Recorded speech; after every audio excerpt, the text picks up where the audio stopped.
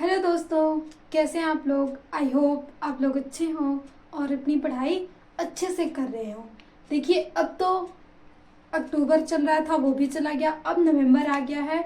इसके बाद दिसंबर, जनवरी, फेब से आपका एग्ज़ाम होने की मतलब डेट आ ही जाएगी लगभग। तो अब समय आपका बहुत ही कम है। तो हमें उम्मीद है कि आप अपनी जो भी स्टडी है अच्छे से कर रहे हो। और कुछ बच्चों को ऐसे टेंशन होती है कि फिजिक्स, केमिस्ट्री, बायो मतलब हम कैसे पढ़ें, क्योंकि देखिए बहुत सारे स्टूडेंट अलग अलग तरीके के होते हैं। कि मान लीजिए कोई प्रॉपर स्टडी करता है, कोई कहते हैं अरे चलो एग्ज़ाम के टाइम पढ़ लेंगे, दे लेंगे। तो चाहे वो बच्चे हों, चाहे मतलब जो रेगुलर पढ़े हों, सबकी प्रॉब्लम जैसे जैसे समय आता है तो यही होती है कि हम कैसे अपना क्लियर करें। तो आज के सेशन में हम पूरे फिजिक्स, क्लास 12 के पूरे फिजिक्स का जो भी चैप्टर है, उनके जितने भी इम्पोर्टेंट टॉपिक हैं उनको देख लेंगे। और इसको आज इस लेक्चर में देखने के बाद हम बोर्ड तक मतलब एक महीने में या सभी जो भी टॉपिक होंगे उसको एक एक लेक्चर लेके क्लियर करते जाएंगे कि जो भी इम्पोर्टेंट हो और जहाँ से क्वेश्चन आना अनिवार्य होता है वो आपका टॉपिक क्लियर हो जाए और आप जाके अपने बोर्ड्स के एग्जाम में एकदम धमाल मचा सके, आपको फिजिक्स या केमिस्ट्री का कोई भी डर न रह जाए। तो यदि अगर ये सेशन आपको अच्छा लगे, हेल्पफुल हो, तो प्लीज़ आपका अगर मन करे तो लाइक सब्सक्राइब भी कर दीजिएगा। बाकी आप पे निर्भर करता है। तो आइए आज हम क्या क्या इम्पोर्टेंट टॉपिक हैं पूरे फिजिक्स का वो हम देखते हैं। तो हमने यहाँ पे जो भी इम्पोर्टेंट टॉपिक है वो लिखा है। देखिए, सबसे पहले चैप्टर से हम स्टार्ट करेंगे। वैसे फिजिक्स एनसीईआरटी की बात करें तो दो पार्ट में होती है, मतलब पार्ट 1 और पार्ट 2। तो पार्ट 1 में जो सबसे पहला चैप्टर है स्थिर वैद्युतिकी आवेश, तो वहां से स्टार्ट होता है। सबसे जो इम्पोर्टेंट होता है यहाँ से होता है वैद्युत क्षेत्र की तीव्रता, और ये वेरी वेरी इंपॉर्टेंट है, यहाँ से क्वेश्चन आना बनता है। फिर उसके बाद कूलाम का नियम, इसे कहे तो हम ये उससे भी इम्पोर्टेंट है। कूलाम का नियम अगर बोर्ड्स एग्जाम में किसी न किसी सेट्स में ज़रूर मिल जाएगा कि कूलाम का नियम क्या होता है, फिर कूलाम के नियम से मतलब इसके सूत्र कैसे आते हैं, ये सारी चीज़ें। तो ये भी जो है ये भी वेरी वेरी इम्पॉर्टेंट ही है। फिर उसके बाद वैद्युत द्विध्रुवी आघूर्ण, ये भी पूछा जाता है। फिर उसके बाद वैद्युत बल रेखाएं, वैद्युत बल रेखाएं, देखिए ये सभी इम्पोर्टेंट है और हम इसको देखते जाएंगे। जैसे वैद्युत द्विध्रुव आघूर्ण होता है, इसमें हम जब भी निकालते हैं तो ये आता है फार्मूला 2Ql वाला, जब भी हम निकालते हैं तो। फिर उसके बाद वैद्युत बल की रेखाएं, कि आखिर वैद्युत बल की रेखाएं क्या आती है और उनके गुण क्या होते हैं, ये भी बहुत इंपॉर्टेंट है, जरूर पूछा जाता है। फिर नेक्स्ट, एक समान वैद्युत क्षेत्र में रखे द्विध्रुव पर लगने वाला बल, हम एक सब ये डेरिवेशन होता है, हम आज देख लेते हैं इम्पोर्टेंट क्या है, फिर एक एक का हम पूरा ऑपरेशन करते जाएंगे और क्लियर करते जाएंगे। तो उसके लिए देखिए सबसे पहले हमें प्लान बनाना है कि आखिर क्या क्या इम्पोर्टेंट है। तो देखिए 80-20 का रूल्स होता है। सिलेबस तो पूरा ही इम्पोर्टेंट है, देखिए पूरी बुक से ही पूछे जाते हैं, लेकिन जब जैसे एग्जाम पास आता है तो हम 80-20 रूल्स लगाते हैं। 80-20 रूल्स हमेशा देखिए 20% ऐसे टॉपिक होते हैं जहां से क्वेश्चन आना एकदम बिल्कुल अनिवार्य होता है और हर साल क्वेश्चन वहां से आता है। तो वही हम जो जो इम्पोर्टेंट है वही वही देखने की पूरी तरह से कोशिश कर रहे हैं। तो अब देखिए नेक्स्ट, एक समान वैद्युत क्षेत्र में द्विध्रुव पर लगने वाले बल, हम कोई एक समान रख लेंगे और उसमें कोई द्विध्रुव रखेंगे और वहां पे देखेंगे बल क्या लग रहा है। फिर उसके बाद वैद्युत ध्रुव पर अक्षीय निरक्षीय, यहाँ से अक्षीय और निरक्षीय स्थिति में तीव्रता का व्यंजक ज्ञात करना, और ये बेहद ही इम्पोर्टेंट है, इसको हम जितना कह लें वो इम्पोर्टेंट है। इसमें से अच्छी या निरक्षीय किसी एक का डेरिवेशन भी पूछ सकता है और फार्मूला तो हमेशा आपको याद ही रखना है, और अच्छी के लिए और भी निरक्षी के लिए भी। फिर उसके बाद गॉस की प्रमेय, गॉस की प्रमेय ये भी बहुत इंपॉर्टेंट है। फिर रेखीय आवेश का घनत्व, ये थोड़ा हम कम बोल सकते हैं क्या आता है, लेकिन ये भी इम्पोर्टेंट के कैटेगरी में थोड़ा आ जाता है, लेकिन इन सभी से कम। फिर उसके बाद विलगित गोलीय चालक की धारिता का व्यंजक, ये भी इम्पोर्टेंट होता है। फिर संधारित्र का संयोजन, और ये बहुत इंपॉर्टेंट होता है। जैसे देखिए 10th में हम पढ़ते हैं प्रतिरोधों का संयोजन, अब इसमें हम संधारित्र का संयोजन करते हैं। तो अगर प्रतिरोध का याद हो कि हम दो ही क्रम में जोड़ सकते हैं, एक होता है समांतर और दूसरा होता है श्रेणी। तो समांतर क्रम में जो भी फार्मूला कैपेसिटर को हम C से दिखाते हैं, तो इसमें C बराबर C1 प्लस C2 ऐसे करके आएगा, और इसमें C बराबर 1/C1 प्लस 1/C2। ये आपको याद रखना होगा समांतर, क्योंकि देखिए यहाँ से आपको सवाल भी आ सकते हैं। अगर ये ना पूछ के कि संयोजन, कभी ऐसा होगा कि समांतर संयोजन का फार्मूला क्या होगा, इसको डिराइव कीजिए, श्रेणी क्रम में कैसे जोड़ते हैं इसको डिराइव कीजिए, या इसके बेस पे कोई न्यूमेरिकल्स दे दी। देखिए फिजिक्स में न्यूमेरिकल्स तो होता है ये, अगर देखिए थियरीज देती है तो उसके नीचे अथवा करके न्यूमेरिकल्स देता है। थियरीज आप चाहे जितना बेहतरीन तरीके से लिख लें, एग्जामिनर का मतलब 1 नंबर तो या वो आधे नंबर काट ही लेगा। लेकिन अगर वहीं पे आप सवाल लगाते हैं थोड़ा अलग, मतलब उतना साफ सुथरे से नहीं, मतलब सवाल सही है, तो आपके पूरे नंबर मिल जाएंगे। वहां पे राइटिंग नहीं देखी जाती है, सवाल देखा जाता है। तो आपको इसमें जो भी फार्मूले हैं उसको याद करके और उस पर न्यूमेरिकल्स भी करना होगा। तो हम आगे की पूरी आपके बोर्ड तक साथ देंगे, और आपके बोर्ड में जब जाएं तो बिल्कुल भी फियर न रहे अगर आप यहाँ से तैयारी करके जा रहे हैं। तो अब देखिए ये 2 संयोजन हो गया, और ये डायरेक्टली प्रतिरोध का उल्टा ही होता है। फिर नेक्स्ट देखिए तो समांतर प्लेट संधारित्र के व्यंजक की धारिता, मतलब हम ऐसे 2 समांतर प्लेट रख देते हैं और उनमें धारिता का व्यंजक निकालते हैं। फिर उसके बाद अनुगमन वेग और अफवाह वेग, इसकी भी बात करें तो वेरी वेरी इंपॉर्टेंट होता है। कभी अनुगमन वेग से पूछा जा सकता है और कभी अफवाह वेग से पूछा जाता है, लेकिन ये बहुत इंपॉर्टेंट होता है, हर ईयर्स लगभग पूछा जाता है। फिर उसके बाद गतिशीलता, जिसे हम म्यू से दिखाते हैं, इससे भी क्वेश्चन आते हैं। फिर ओम का नियम, फिर वैद्युत ऊर्जा, सेल का संयोजन हम कैसे करेंगे, फिर सेल का आंतरिक प्रतिरोध निकालना होता है, जिसमें हम स्मॉल आर से दिखाते हैं, प्रतिरोध को तो हम कैपिटल आर से दिखाते हैं, लेकिन आंतरिक प्रतिरोध को हम स्मॉल आर से दिखाते हैं। फिर विटस्टेन सेतु, ये भी बहुत इंपॉर्टेंट है। और ये किरचॉफ का नियम, ये तो इसे भी हम कहें तो ये वी जितना लगा लें बहुत इंपॉर्टेंट होता है, क्योंकि देखिए यही नहीं, आपसे किरचॉफ का नियम भी पूछ सकता है, नियम पूछ सकता है। फिर वो जो फार्मूला डिराइव करेंगे वो फिर वहां से मतलब मात्रक बीमा सब पूछ सकता है, इस पे सवाल भी पूछा जाता है। और किरचॉफ लॉ पे यहाँ से न्यूमेरिकल्स यानी आंकिक प्रश्न आपको जरूर देखने को मिलेगा, एक न एक आंकिक प्रश्न जरूर मिल जाएगा। किरचॉफ का क्या होता है, ऐसे 4 प्रतिरोध हम ऐसे ऐसे करके ऐसे ऐसे ऐसे लगाते हैं, फिर इन्हीं सबको हमें लगा के निकालना होता है मान। तो इस तरीके से संयोजन करके तो आपको सवाल तो मिल ही जाएंगे। फिर उसके बाद है बायो-सेवर्ट लॉ, ये भी बहुत इंपॉर्टेंट है। अब यहाँ से हम थोड़े चुंबकीय क्षेत्र में आ जाते हैं। फिर ये बायो-सेवर्ट लॉ, फिर एम्पियर का परिपथ नियम, ये भी बहुत इंपॉर्टेंट है। देखिए बायो-सेवर्ट का नियम भी अनुप्रयोग भी, मतलब हम नियम पढ़ने के बाद उपयोग भी पूछा जाएगा, जैसे एम्पियर का परिपथ नियम भी पूछा जाएगा, और कभी कभी आपको ऐसा पूछ सकता है कि एम्पियर के परिपथ के नियम का अनुप्रयोग लिखिए, तो वो भी बहुत ही इंपॉर्टेंट होता है।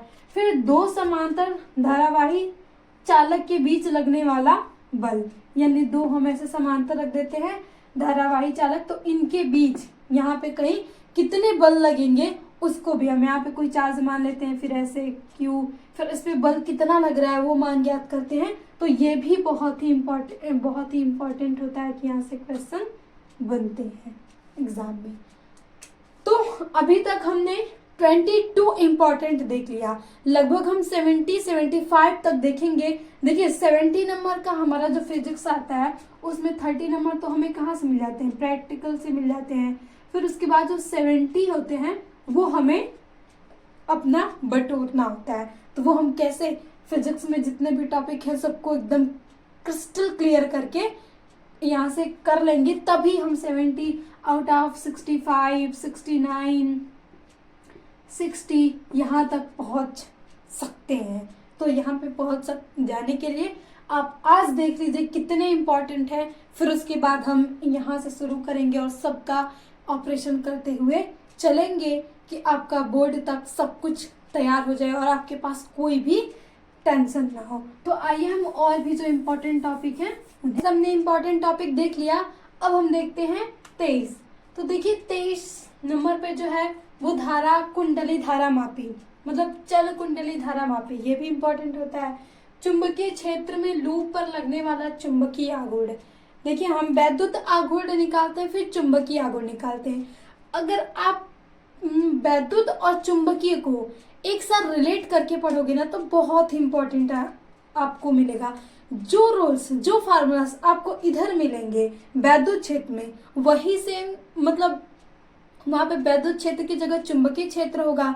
इसमें हम ई से दिखाते थे और वहाँ पे हम फाई ई यूज करते हैं चुंबकीय क्षेत्र, और वहाँ से लगभग सेम फार्मूले आपको देखने को मिलते हैं। देखिए आपको बायो-सेवर्ट्स लॉ जब आता है तो बायो-सेवर्ट्स लॉ फिर दोनों और नियम ये मिलके बनाया जाता है कि अगर जहाँ पे धारा प्रवाहित हो रही है वहां पे विद्युत क्षेत्र भी उत्पन्न होगा, और मतलब चुंबकीय क्षेत्र भी उत्पन्न होगा, और जहाँ पे चुंबकीय क्षेत्र है वहां विद्युत क्षेत्र भी आएगा और धारा भी प्रवाहित होगी। तो ये एक रिलेशन है इनमें।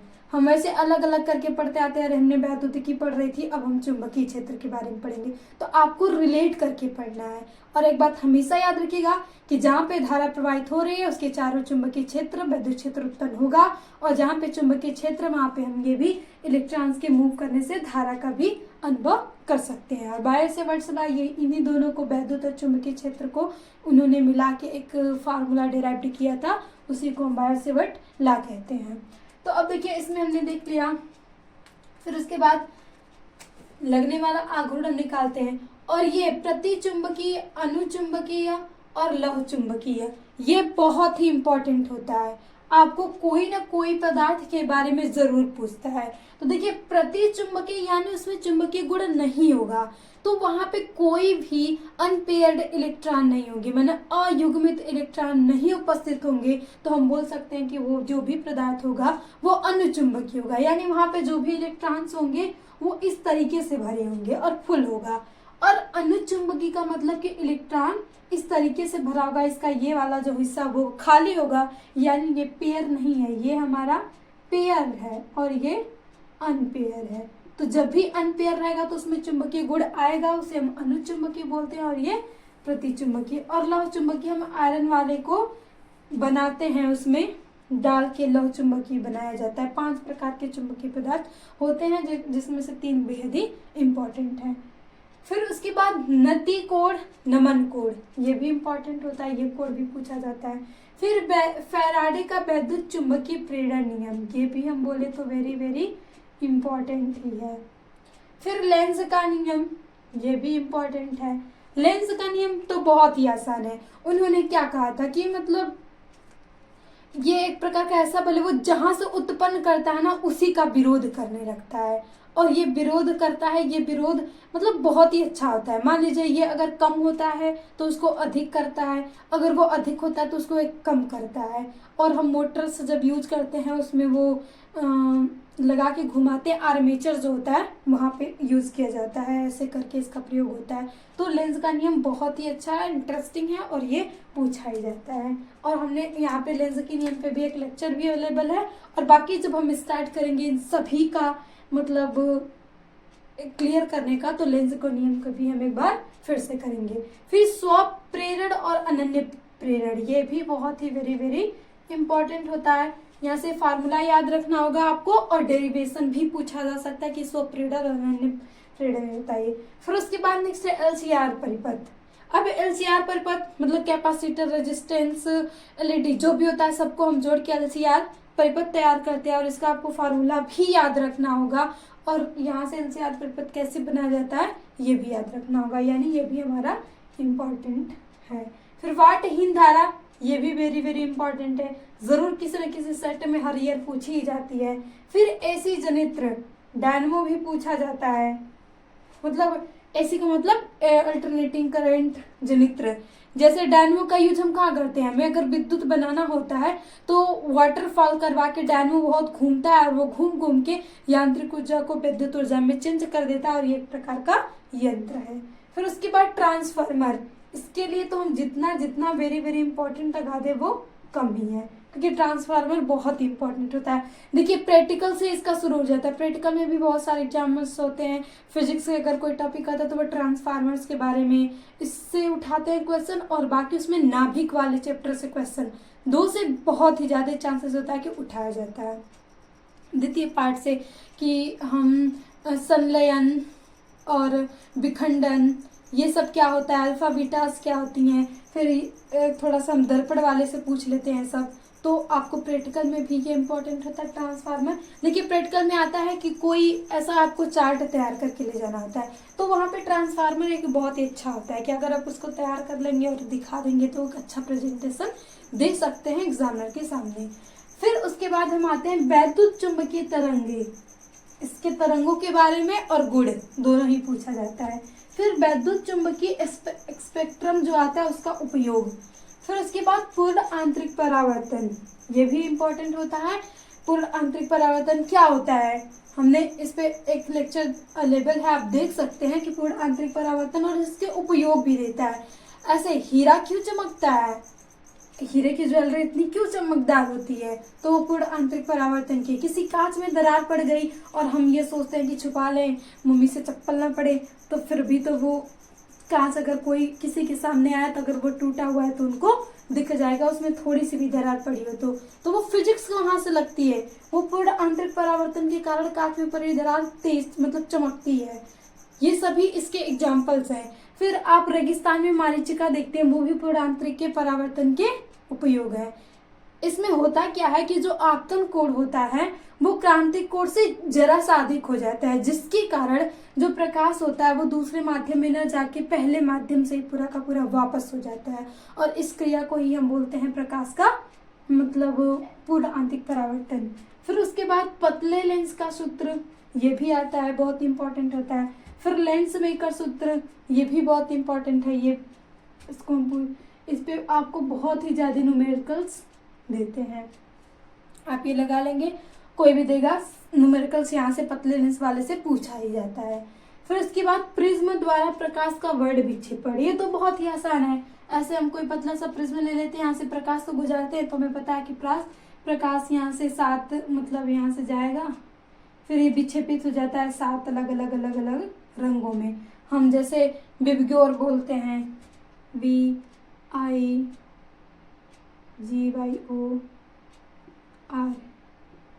3 4 5 6 7 वैगनी, फिर उसके बाद नीला, आसमानी, ग्रीन, येलो, ऑरेंज, रेड, तो ये होता है। इसमें से याद भी रखिएगा, ये पूछा जाता है कि सबसे अधिक प्रकीर्णन किसका होता है, तो सबसे अधिक जो प्रकीर्णन होता है वो होता है इसका बैगनी का। प्रकीर्णन होता है कि ये अपने मतलब प्रकाश के कणों द्वारा ये जो इसके होते हैं प्रकाश के रंग वो बिखर जाते हैं। जो भी अगर प्रकाश किसी ऐसे माध्यम से गुजरता है जिसमें बहुत ही धूल सा कण हो तो प्रकाश के जो रंग होते हैं अलग अलग क्षेत्र में बिखर जाते हैं, जिसके कारण उसे हम दूर से नहीं देख सकते। तो प्रकाश का प्रकीर्णन जो होता है सबसे अधिक यहाँ पे अधिक होता है, और रेड रंग का सबसे ही कम होता है, और लाल रंग का तरंग दैर्ध्य सबसे अधिक होता है, और यहाँ पे तरंग दैर्ध्य सबसे कम होता है। तो ये भी आप चीजें याद रखिएगा, यहाँ से MCQs क्वेश्चन बन सकते हैं, और MCQ पे भी आपकी पकड़ होनी चाहिए। फिर उसके बाद सूक्ष्मदर्शी और दूरदर्शी, ये भी बहुत ही इम्पोर्टेंट है।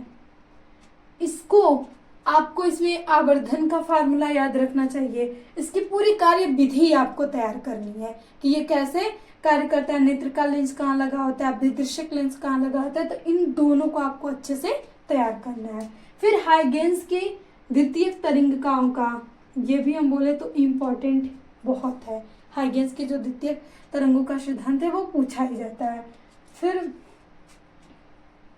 सिद्धांत में था प्रकाश का व्यतिकरण और फ्रिंज की चौड़ाई के लिए व्यंजक, जो हम फ्रिंजेस प्राप्त करते हैं, एक ब्लैक व्हाइट ऐसे दिखाई देती है फिर नहीं दिखाई देती है तो उसको ब्लैक मान लेते हैं, तो जो फ्रिंज बनती है तो उनकी चौड़ाई के लिए एक व्यंजक का सूत्र होता है, तो उसको भी आपको निकालना है। फिर प्रकाश का ध्रुवण, ये भी बहुत इंपॉर्टेंट है। देखिए प्रकाश का ध्रुवण जो होता है, जैसे हम बोलते हैं ना कि प्रकाश बहुत सारे दिशाओं में फैल जाता है कणों के कारण, तो ये जो विधि प्रकाश का ध्रुवण कहलाता है। लेकिन अगर हम कोई कार और होती है तो उसमें मतलब देखना होता है ना, दूर तक थोड़ा हम देख सके, रात्रि में अगर हम चल रहे हैं तो वहां पे अगर प्रकाश का ध्रुवण हो जाता, अगर हम केवल एक लाइट लगा देते तो प्रकाश फैल जाता, हमें इतने अच्छे से नहीं दिखाई देता।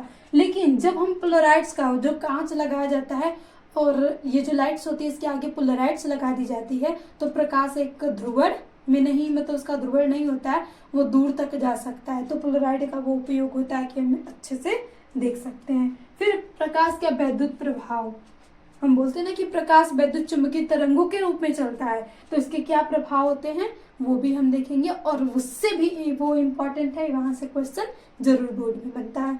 तो हम आगे 74 और भी हम कुछ इम्पोर्टेंट है उसे देखते हैं। तो यहाँ तक आप सबको नोट्स कर लीजिए और एक एक दिन आप इसको जो भी आप क्लियर कर लें उसको कट लगाते जाइए। ये जितने भी इम्पोर्टेंट है आप कॉपी और पेन पे प्लीज रिक्वेस्ट है कि लिख एक पेज पे सभी को नोट्स कर लीजिए, और नोट्स करने के बाद उसको कहीं ऐसा दीवार पे चिपका दीजिए। फिर आप अपना टारगेट सेट करें कि हमें कहाँ से, मतलब किस तरीके से इसको क्लियर करना है, तो हम क्लियर करवाएंगे ही। अगर आप हमारे साथ जुड़ जाते हैं तो आपको फिजिक्स की कोई भी प्रॉब्लम नहीं होगी। आपको फिजिक्स पूरा यहाँ से ऐसे समझा दिया जाएगा कि आप फिजिक्स का जो भी फोबिया होता है वो आपका खत्म हो जाएगा, और बहुत से आपको जिस चीज का समझ में आता है उससे पढ़ सकते हैं। तो आइए जो नेक्स्ट इम्पॉर्टेंट है उसे भी हम देखते हैं। अब हम बाकी का देखते हैं। फिर उसके बाद देखिए डी ब्रॉगली तरंग दैर्ध्य, ये भी बहुत इंपॉर्टेंट होता है। फिर अल्फा कण का प्रकीर्णन, रदरफोर्ड का परमाणु मॉडल, और रदरफोर्ड का परमाणु मॉडल आप 9th में भी पढ़े होंगे, और वही आपको इसमें भी होता है, फिजिक्स में भी। 9th में केमिस्ट्री में पढ़ेंगे, लेकिन यहाँ पे फिजिक्स में पढ़ना होता है कि 11 में भी होता है परमाणु की संरचना, क्योंकि 11 में केमिस्ट्री में होता है परमाणु और 12 में फिजिक्स में आपको पढ़ना है परमाणु के बारे में। तो जो रदरफोर्ड का परमाणु मॉडल था वहां से बेसिकली यही पता चला था कि नाभिक, मतलब कोई भी परमाणु होता है उसमें एक ठोस भाग होता है, और उस ठोस भाग को नाभिक नाम दिया गया था, क्योंकि उन्होंने ऐसे मान लीजिए जैसे कोई नाभिक था और ऐसे अल्फाज रे को भेजे थे, तो ये ऐसे मतलब ऐसे ऐसे निकल गई थी, लेकिन कुछ ऐसा भाग था कि वहां से ये निकल नहीं पाई थी, ऐसे करके रिटर्न हो गई थी, और बाकी ऐसे यहाँ भी निकल गई। तो उन्होंने कहा कि एक ही बहुत ही मतलब ठोस भाग होता है कि जहाँ से अल्फा कण वापस आ जाते हैं, तो इसी भाग को उन्होंने नाभिक दिया था, और ये पूरी विधि अपनाई थी। इधर स्वर्ण झिल्ली रखा था, फिर अल्फा कणों को गुजारा था। तो बेसिकली यहाँ से यही होता है कि इन्होंने नाभिक का पता लगाया था। फिर उसके बाद hydrogen spectrum, Bohr models. Bohr model देखिए, बोहर मॉडल ऐसे लोग कहते हैं ना कि इलेक्ट्रॉन्स जो होते हैं ऐसे मान लीजिए घूमते रहते हैं, इस प्रकार से ऐसे ऐसे ऐसे ऐसे घूमते रहते हैं, मतलब उनकी कोई निश्चित कक्षा नहीं होती है। लेकिन ये क्या था, गलत था, क्योंकि अगर ऐसा होता तो अगर कभी इलेक्ट्रॉन्स की एनर्जी खत्म होती तो वो नाभिक में जा गिरता, और ऐसा होता तो ब्रह्मांड खत्म ही हो जाता, फिर हम लोग भी पढ़ने के लिए भी नहीं रहते। तो ऐसा नहीं होता है। बोहर ने बताया था कि सबकी जो भी इलेक्ट्रॉन्स घूमते हैं सबके लिए अलग अलग ऊर्जा फिक्स होती है, और परमाणु की संरचना n=1, n=2, n=3, n=4, मतलब ऐसे n का जो मान उन्होंने दिया था। पहली कक्षा में मान 2 इलेक्ट्रॉन, दूसरी में 8, तीसरी में 18, चौथे में 32 इलेक्ट्रॉन। तो उन्होंने बताया था कि इस प्रकार से फिक्स ऊर्जा होती है और वो अपनी कक्षा में घूमते रहते हैं। फिर उसके बाद समस्थानिक, समभारिक और समन्यूट्रॉनिक, ये डिफिनेशंस आपको 2 नंबर में पूछे जा सकते हैं कि हम समभारिक किसे कहते हैं। तो समभारिक वर्ड को तोड़िए, यानी जिसके भार समान हो उसे हम क्या कहेंगे, समभारिक कहेंगे। समस्थानिक, समस्थानिक का मतलब कि अगर हम पीरियोडिक टेबल को भरते हैं तो किसके बेस पे भरते हैं, परमाणु क्रमांक के। तो परमाणु क्रमांक ही डिसाइड करता है कि इस तत्व का स्थान कहाँ होगा। तो समस्थानिक का मतलब होता है कि समान स्थान हो। कुछ ऐसे एक तत्व होता है कि जिसका स्थान तो समान हो लेकिन परमाणु भार अलग अलग हो। जैसे हम बात करें कि हाइड्रोजन के 3 समस्थानिक होते हैं, H1, H2, H3, लेकिन यहाँ से इनका जो ये 1 1 ही रहेगा, लेकिन परमाणु भार सबका क्या होगा, यहाँ पे 1, यहाँ पे 2 और यहाँ पे 3। ये जो हमारा परमाणु क्रमांक है, परमाणु क्रमांक, और ऊपर हमने जो लिखा है भार, परमाणु भार।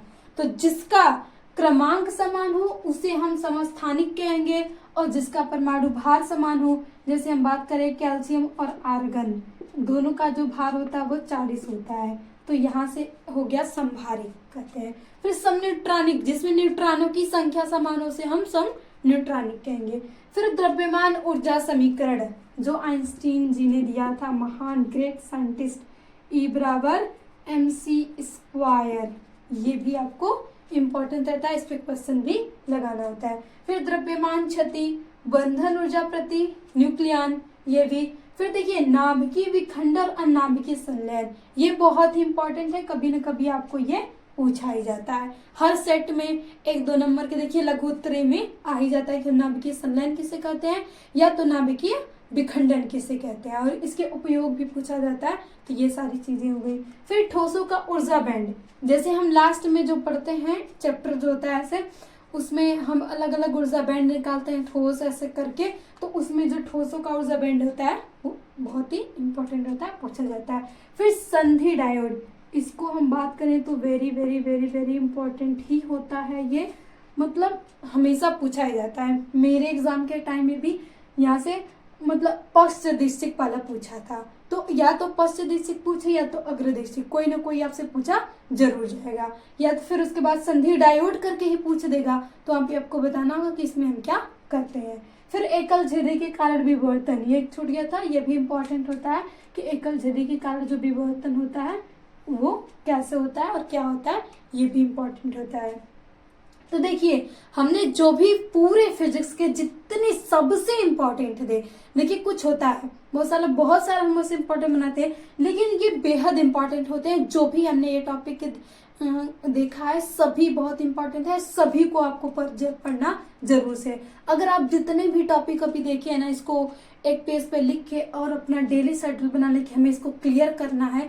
पहले मान लीजिए जैसे 1 मंथ में सबको पढ़े, क्योंकि अभी आपके पास 3 मंथ है, आप अपना बनाए कि नवंबर तक सभी लोग अगर सीरियसली पढ़ना चाहते हैं तो प्लीज कमेंट्स में #नवंबर जरूर लिखिएगा, और #नवंबर फिजिक्स, यानी नवंबर में अभी जो भी डेज बताए ये सभी टॉपिक्स को आपको एक बार क्लियर करना है, सबको एक बार पढ़ना है। फिर उसके बाद जब नेक्स्ट दिसंबर आएगा तो आपको उसमें देखिए एक बार पढ़ के फिर आप छोड़ देंगे तो याद होने वाला नहीं है, फिर आपको 2 वीक में एक बार रिपीट करना है, इसको रिवीजन देना है। फिर 2 वीक करके जितने भी चैप्टर है 2 वीक में जितने हो जाए उसके बाद क्लियर करना है, यानी 4 बार आपका एक बार मंथ मतलब 2 वीक ले तो दिसंबर में 2 बार रिवाइज हो जाए, फिर जनवरी में इसको 3 बार रिवाइज कीजिए, फिर फरवरी में तो आपको एग्जाम ही देना है, और एग्जाम तक आपका इतना अच्छा कॉन्सेप्ट क्लियर हो जाएगा कि आपको एग्जाम की कोई टेंशन ही नहीं होगी। आप बिल्कुल एकदम फ्री होके एकदम रिलैक्स होके जाएंगे, एग्जाम लिख के आएंगे और आपके अंदर पूरी संतुष्टि होगी। लेकिन अगर आप ये चैलेंज एक्सेप्ट नहीं करेंगे, आप एक चैलेंज एक्सेप्ट करिए कि